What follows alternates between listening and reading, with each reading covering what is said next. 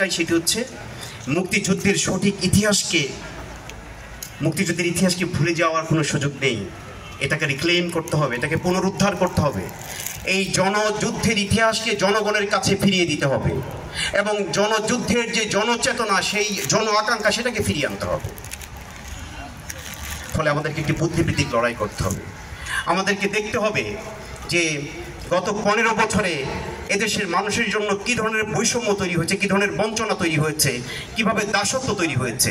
সেই দাসত্ব, সেই বঞ্চনা, সেই বৈষম্য সবগুলো নিয়ে আমাদের কাজ করতে হবে, আমাদের পড়াশোনা করতে হবে, আমাদের জ্ঞান অর্জন করতে হবে, আমাদেরকে একটা নলেজ বেস সোসাইটি গঠন করতে হবে।